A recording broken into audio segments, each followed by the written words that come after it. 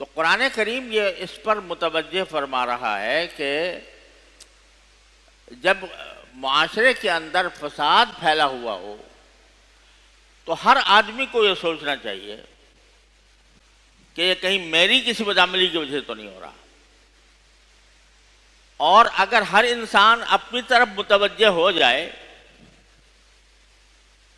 ہر انسان اپنی طرف متوجہ ہو جائے اور اپنی غلطیوں اور اپنے عیوب پر نگاہ ڈال کر ان کی اصلاح کرنے کی فکر کر لے تو سارا معاشرہ صحیح ہو جائے گا۔ اسی لیے قرآن کریم نے دوسری جگہ فرمایا یا ایھا الذین آمنوا علیکم انفسکم لا یضرکم من ضل اذا اہتدیتم، اے ایمان والو اپنی خبر لو، اپنی فکر کرو، جو لوگ گمراہ ہو گئے ہیں وہ تمہیں کوئی نقصان نہیں پہنچا سکیں گے اگر تم صحیح راستے پر ہو۔ یہ الفاظ قرآن کریم نے استعمال کیا، علیکم انفسکم، تم کو چاہیے کہ خود اپنی خبر لو، اپنے حالات کا جائزہ لو، دیکھو میں کہاں کہاں غلطیاں کر رہا ہوں، مجھ سے کیا کیا گناہ سرزد ہو رہے ہیں، ان کی فکر کر کے ان کو ختم کرو، اور دوسروں کی طرف جو ہر وقت دیکھتے رہتے ہو کہ فلاں گمراہ ہو گیا، فلاں گمراہ ہو گیا، فلاں نے یہ کر دیا، فلاں نے یہ کر دیا، فلاں نے یہ مصیبت ڈال دی، اس کا مراقبہ کرنے کے بجائے اپنے اعمال کا مراقبہ کرو، میں کہاں ہوں، میں کہاں کھڑا ہوں۔ اگر اپنی اصلاح کی طرف بندہ متوجہ ہو جائے، اگر فرض کرو ایک آدمی ہے وہ اپنی اصلاح کی طرف متوجہ ہو جاتا ہے اور وہ اپنے عیوب کے اوپر نگاہ ڈالتا ہے، میں صبح سے شام تک کی زندگی میں کیا کرتا ہوں، کیا اللہ کے حقوق صحیح طریقے سے ادا کر رہا ہوں؟ اللہ تعالیٰ کے حقوق یہ ہیں کہ میں بر وقت نماز با جماعت کا اہتمام کروں، کیا کر رہا ہوں؟ اگر نہیں کر رہا اس کی اصلاح کروں۔ جب میں اپنے گھر والوں کے ساتھ معاملات کرتا ہوں تو آیا میں سنت کے مطابق کر رہا ہوں یا نہیں؟ وہ سنت نبی کریم صلی اللہ علیہ وسلم کی جس میں یہ فرمایا گیا کہ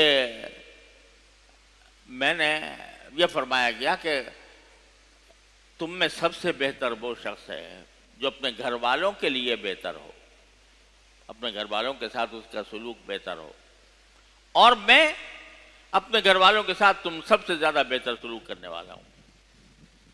کیا میں ایسا کر رہا ہوں اپنے گھر میں؟ اور میں اپنی زبان کو کیا قابو میں رکھتا ہوں؟ املک علیک لسانک، نبی کریم صلی اللہ علیہ وسلم فرمایا تھا کہ اپنی زبان کو قابو میں رکھو کہ یہ کہیں اس سے جھوٹ نہ نکل جائے، اس سے غیبت نہ ہو جائے، اس سے کسی پر الزام نہ لگ جائے، اس سے کسی کی دل آزاری نہ ہو جائے۔ کیا میں اپنی زبان کو واقعی قابو میں رکھے ہوئے ہوں؟ اللہ تعالیٰ نے مجھے نگاہیں دی ہیں تو اس نگاہوں کو استعمال کرنے کا طریقہ بھی بتایا ہے کہ اس کو فلاں جگہ استعمال نہیں کرنا، کسی نامحرم پر لذت لینے کی غرض سے نگاہ ڈالنا یہ حرام ہے، یہ اللہ تعالیٰ کی دی ہوئی نعمت کا غلط استعمال ہے، اللہ تعالیٰ کی نعمت کی ناشکری ہے۔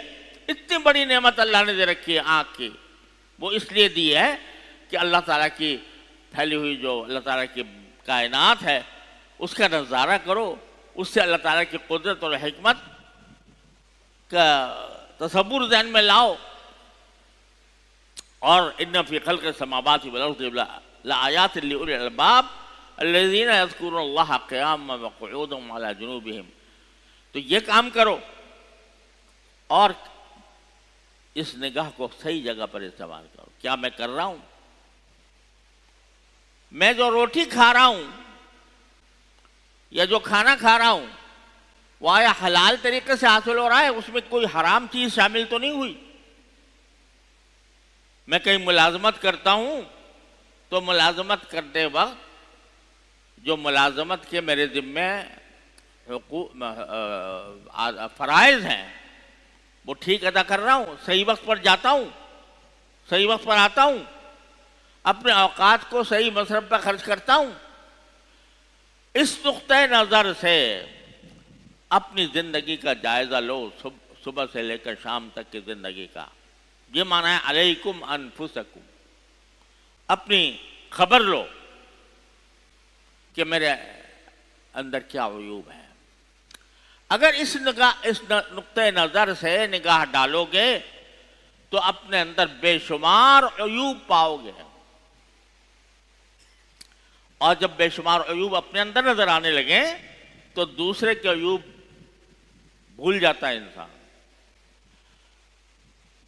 دوسروں کے عیوب اسی وقت نظر آتے ہیں اور ان کی طرف توجہ ہوتی ہے جب انسان اپنے آپ سے غافل ہو.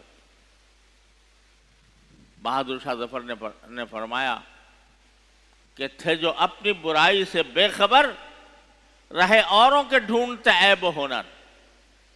جب اپنی برائی سے بے خبر تھے تو رہے اور اوروں کے ڈھونڈتے عیب و ہنر، پڑی اپنی برائی پر جو نظر تو نگاہ میں کوئی برا نہ رہا.